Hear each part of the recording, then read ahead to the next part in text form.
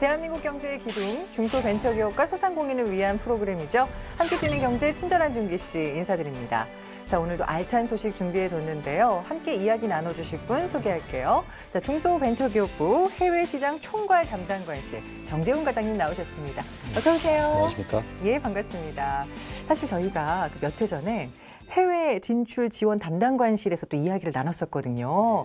어떻게 보면 조금 비슷해 보이기도 하는데 정확하게 어떤 일을 하는 곳인지 소개해 주시겠어요? 예, 저희 부서인 해외시장 총괄 담당관은 중소기업 해외 진출 수출에 대해서 총괄적으로 담당하는 부서라고 보시면 됩니다. 네. 각종 그 수출, 해외 진출 현안에 대해서 대응하는 부서이기도 하고요. 예를 들면 작년에 중소기업이 그 수출액, 그다음에 수출 중소기업 수 측면에서 역대 최대 실적을 기록을 하였습니다. 맞아요. 다만 12월 달부터 감소하게 되었는데요. 거기에 대해서 이제 관련된 부처가 대응책을 마련하게 됐습니다. 네. 저희 이제 중소벤처기업부는 저희 부서 중심으로 대응책을 마련했고요.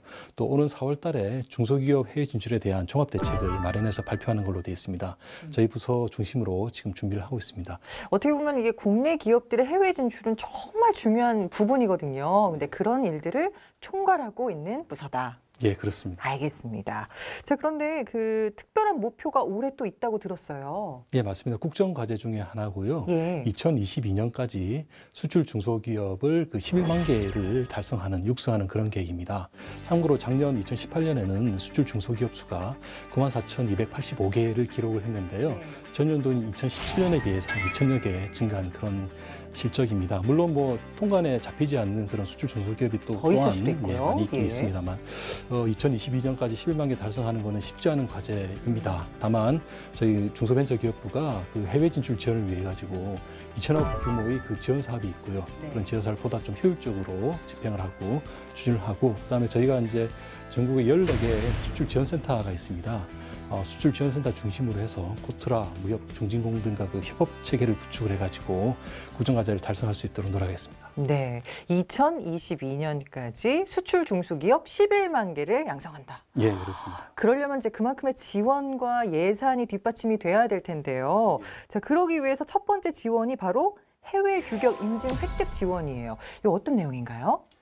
저희가 이제 관광을 한다거나 그 외국을 방문할 때 비자를 요구하는 국가가 있을 경우에 비자를 미리 좀 준비를 해야 됩니다. 마찬가지로 그 해외 인증을 요구하는 국가가 있을 때는 인증을 미리 획득한 후 수출을 할 수 있는데요.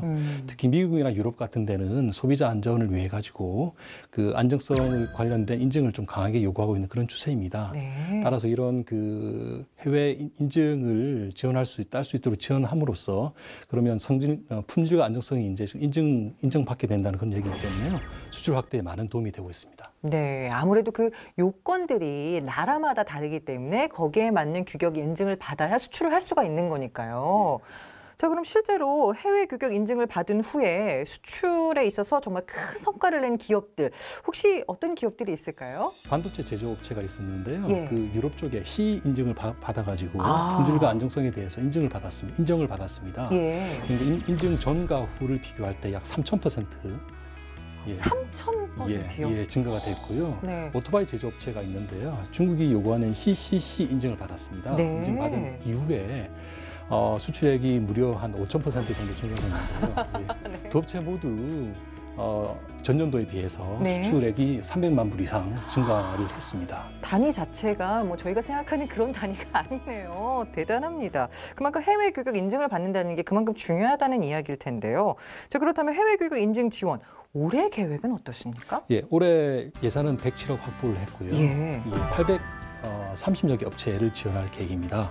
그래서 그 580여 개 업체는 세 차례에 걸친 그 모집 절차를 통해 가지고 선정해서 지원할 계획이고요. 네. 나머지 250개 업체는 그 심화 교육을 거쳐 가지고 지원할 계획입니다. 그렇군요. 자, 그러면 어떤 기업들이 지원을 할 수 있는 건지, 뭐 요건은 있는 건지 좀 궁금해지는데요. 예, 그 요건은 단순하고요. 전년도 수출 5천만 불 이하면은 어떤 업체든 다 신청을 할 수 있습니다.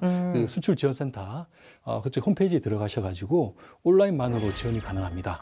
예, 지원하시면은 저희가 모집 절차를 거쳐가지고 선정 지원하도록 할 계획입니다. 네, 문턱이 그리 높지는 않군요. 그렇습니다. 아이, 그럼요. 그래야죠. 자, 이미 1차 지원은 3월에 마무리가 된 것이고 6월에 7월에 2차 그리고 8월에 3차가 모집을 하는 맞습니다. 거죠? 예, 알겠습니다. 기억을 하셨다가 꼭 지원을 해보셨으면 좋겠네요. 자, 중기부 해외시장 총괄 담당관실 우리 정재윤 과장님과 이야기 나누고 있는데 두 번째 지원 사업을 좀 살펴보겠습니다. 한류 마케팅을 활용한 해외 진출 지원인데요. 한류를 이용하다는 게 굉장히 좀 똑똑해 보이기도 하고 되게 신선하기도 하고 이게 어떤 내용입니까? 예, 그 BTS 인기 열풍이 아주 뜨겁습니다. 너무 유명하죠. 예, 그다음 K-팝, K 드라마. 그렇죠. K-뷰티도 있고. 예, 맞습니다. 예. 관련된 스타에 대한 인지도가 상당히 높은데요. 이걸 활용하자는 그런 계획이 되겠습니다. 즉, 저희가 K콘이라든지 마마 같은 그 대규모 그 글로벌 한류 행사에 저희가 이제 그 전시 부스를 만들어 가지고 예, 그걸 통해서 해외 마케팅을 할 때 좀 지원을 해주고요. 그다음에 그 예능 프로그램이 있습니다. 거기에 이제 해외 방송 시에 PPL을 통한 간접 지원, 그다음 직접 지원도 지원하고 있고요. 더불어서 그 해외 홈쇼핑, 그다음에 오프라인 매장과도 연계를 하는 일괄 지원까지 다양하게 지원하고 있습니다. 아이디어가 굉장히 좋은 것 같아요. 특히나 뭐 방금 말씀해주신 BTS도 그 한류 스타를 빼놓고는 또 한류를 논할 수가 없으니까 그렇습니다. 이 스타분들을 이용한 뭔가 마케팅 전략도 있을 것 같아요. 예, 맞습니다. 작년에 한류 그 뮤직 어워드에 참여하는 그 에릭남, 에릭남, 가수를 통해 가지고 관련 홍보 영상을 만들어서 중국 그 타오바오에 입점하고 있는 우리나라 중소기업들이 잘 활용해서 홍보 효과를 많이 좀 봤고요. 그다음에 송지효 씨가 작년에 그 중소기업 그 홍보 제품 화보를 만들었습니다. 그래서 그 싱가포르에 대한 그 수출 전시회 때 중소기업들이 잘 활용을 했고요. 이런 그 한류 스타 마케팅을 잘 활용할 수 있도록 저희가 좀 각종 지원 범위를 확대하도록 하겠습니다. 네, 저도 좀 유명해져서 같이 했으면 좋겠다는 생각이 들 정도로 욕심이 납니다. 자, 세 번째 지원을 좀 알아보니까 해외 홈쇼핑 방송 플랫폼을 통한 수출 지원이군요. 예, 그렇습니다. 해외에서 우리가 이용할 수 있는 뭐 홈쇼핑 채널이 따로 있는 겁니까? 예, 국내 홈쇼핑 업체들이 해외에 중국, 말레이시아, 대만 등 11개국 24개 채널을 확보를 하고 있습니다. 그래서 그 해외 채널을 잘 활용해서 우리나라 그 우수 중소기업들이 해외 시장을 좀 그 적극적으로 공략할 수 있도록 지원하고 있습니다. 아무래도 거기에 이제 한번 출연을 하게 되면 일단 그 시장 자체가 넓다 보니까 이제 좀 더 많은 수출 실적을 낼 수 있을 것 같다라는 생각도 들고요. 이분들을 위해서 별도의 지원도 따로 있을 것도 같고 어떻습니까? 예, 그렇습니다. 저희 직접 방송을 제작을 해야 되는데요. 그런 그 방송 제작비도 지원을 하고 있고요. 예, 그다음에 그 제품을 현지화를 해야 됩니다. 한국에 맞는 제품이 있는데 그건 해외로 이제 약간의 변화를 줘야 되는데 그건 현지화 비용을 좀 지원하고 있습니다. 그리고 그 말씀드린 그 저희가 이제 홈쇼핑 업체가 진출하고 있는 그 나라 말고 다른 신남방이라든지 그런 신시장 개척 분야도 따로 만들어서 지원을 하고 있습니다. 그래요. 자, 마지막으로 이제는 알아볼 게 대기업 해외 거점을 활용한 동반 진출 지원입니다. 이건 어떤 내용인가요? 대기업들이 그 각종 그 인프라와 네트워크를 보유를 하고 있습니다. 그렇죠. 예, 그런 인적인 네트워크도 있고 그 물적인 그런 인프라를 가지고 있는데요. 그런 그 네트워크와 인프라 부족한 중소기업들이 그런 대기업들의 그런 각종 네트워크 인프라를 활용하도록 할 때 지원하는 그런 사업이 되겠습니다. 그래서 그 중소기업들이 그 현지화 상품도 개발하고 신시장 개척을 할 때 그런 대기업들이 인프라와 네트워크를 지원할 때 저희가 지원하는 그런 사업이 되겠습니다. 네, 해외 진출을 대기업과 한다고 하면 뭔가 좀 든든한 뭐 형 같고 누나 같고 이럴 것도 같은데요. 그 동반 진출을 준비하는 중소기업들의 부담을 덜어주는 뭐 그런 지원도 있을 것 같아요. 어떻습니까? 예, 그렇습니다. 그 대기업들과 이제 진출을 할 때 그런 뭐 수출 상담회라든지 그런 행사 개최 비용도 지원을 하고 있고요. 그다음 브로셔라든지 통역 비용, 그다음 해외 전문가 활용 비용 등 다양한 분야로 지원을 하고 있습니다. 그렇군요. 사실 그 시간이 더 많으면 더 많은 걸 좀 알아볼 텐데 좀 아쉽긴 한데요. 이제 마무리를 좀 지어야 될 것 같습니다.